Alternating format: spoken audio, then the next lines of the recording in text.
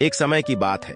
घने जंगलों से घिरे एक दूरस्थ गांव में एक प्राचीन मंदिर था जिसे छायाओं का मंदिर के नाम से जाना जाता था। गांव वालों का मानना था कि यह मंदिर भूतियां है, उन आत्माओं के कारण शापित है जो कभी इस भूमि पर बसी थीं।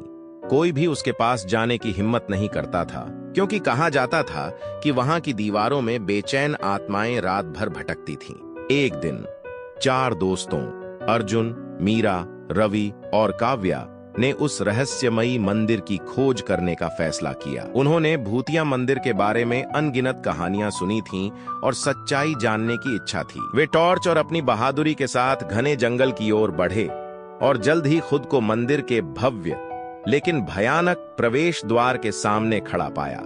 जैसे ही वे अंदर गए, हवा ठंडी हो गई और मंदिर में एक अजीब खामोशी छा गई। उनके टॉर्च की रोशनी में दीवारों पर परछाइयां नाचने लगीं। वे अंधेरे गलियारों में चलते रहे, उनके कदमों की गूंज गूंज रही थी। अचानक उन्होंने एक फुसफुसाहट सुनी, एक आवाज उनके नाम पुकार रही थी। वे डर से जम गए, लेकिन सच्चाई जानने की दृढ़ इच्छा के साथ आगे बढ़ते रहे।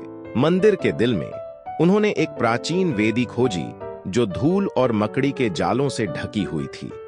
वेदी पर एक पुराना फटा हुआ स्क्रॉल पड़ा था, जिसके शब्द समय के साथ धुंधले हो गए थे। मीरा, जो प्राचीन भाषा पढ़ सकती थी, ने उस स्क्रॉल को पढ़ा। यह एक शक्तिशाली जादूगर की कहानी बताता था जो कभी गांव में रहता था। उस जादूगर ने लोभ और काले जादू से प्रेरित होकर मंदिर को शापित कर दिया था, ताकि गांव वालों की आत्माओं को हमेशा के लिए फंसाया जा सके। यह जानकर कि इस श्राप को हटाने का एकमात्र तरीका एक पवित्र अनुष्ठान करना है, दोस्तों ने जल्दी से स्क्रॉल में वर्णित आवश्यक वस्तुएं इकट्ठी की। उन्होंने मंत्रों का उच्चारण किया, उनकी आवाजें मंदिर में गूंजने लगीं। जैसे ही उन्होंने अनुष्ठान पूरा किया, मंदिर में एक तेज रोशनी भर गई और बेचैन आत्माओं को आखिरकार मुक्ति मिल गई। मंदिर, जो कभी अंधकारमय और भयावह था, अब शांति से भर गया था। श्राप हटा दिया गया था और गांव वाले अब छायाओं के मंदिर से डरते नहीं थे। अर्जुन, मीरा, रवि और काव्या गांव में नायकों की तरह लौटे। उनकी बहादुरी ने मंदिर में फंसी आत्माओं को मुक्त कर दिया था।